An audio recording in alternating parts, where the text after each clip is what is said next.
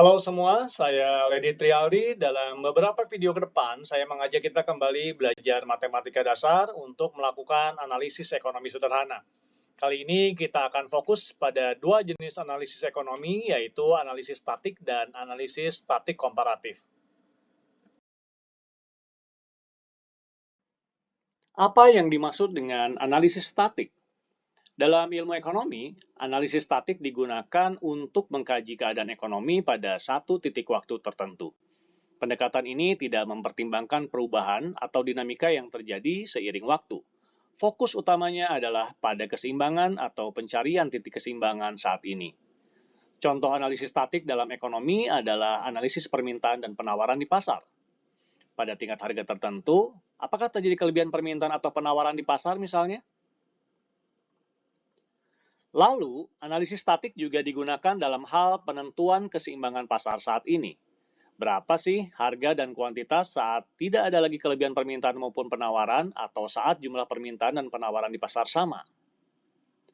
Dalam konteks ekonomi makro, analisis statik biasa digunakan pula untuk menemukan titik keseimbangan. Misalnya adalah keseimbangan pendapatan nasional. Namun, analisis tetap dilakukan pada satu titik waktu tertentu tanpa mempertimbangkan perubahan pada nilai variabel eksogen atau perubahan pada waktu. Berikutnya, apa yang dimaksud dengan analisis statik komparatif? Ada kata komparatif di sini yang berarti kita membandingkan sesuatu. Dalam hal ini, yang dibandingkan adalah dua kondisi statik atau dua titik keseimbangan. Titik keseimbangan ini dapat berubah karena ada perubahan dari luar atau perubahan pada parameter eksogen. Melalui analisis statik komparatif, titik keseimbangan yang baru juga mungkin dapat ditemukan. Bayangkan misalnya di pasar terjadi kenaikan pendapatan konsumen, variabel di luar kuantitas dan harga. Dalam ilmu mikroekonomi, kalau pendapatan naik, biasanya permintaan konsumen juga ikut naik. Terus, apa yang terjadi dengan kuantitas dan harga keseimbangan?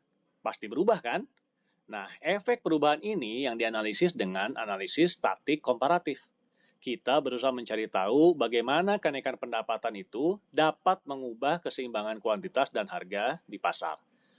Dalam perekonomian, keseimbangan pendapatan nasional juga bisa berubah karena perubahan pada nilai parameter eksogen yang secara grafis menggeser kurva pengeluaran agregat seperti terlihat pada diagram ini. Kita akan membahas lebih detail analisis statik dan statik komparatif pada video-video berikutnya. Lingkup pembahasan dibatasi pada dua konteks ekonomi, yaitu konteks keseimbangan di pasar barang dan jasa, serta keseimbangan pada pendapatan nasional. Kita akan melihat bagaimana teorema-teorema matematika yang relevan diaplikasikan dalam analisis-analisis ini. Di sesi pertama, kita akan mempelajari analisis statik dengan menggunakan dua metode matematik, yaitu metode substitusi atau eliminasi dan grafis. Lalu, di sesi kedua dan ketiga, kita akan mulai mempelajari teorema dan solusi matriks dan penggunaannya dalam analisis statik pada dua kasus ekonomi yang sama. Pada dua sesi terakhir, kita akan fokus membahas analisis yang kedua, yaitu analisis statik komparatif. Di sini kita akan mempelajari teorema-teorema kalkulus derivatif dan pengaplikasiannya pada analisis ekonomi statik komparatif dalam sistem persamaan yang spesifik dan general.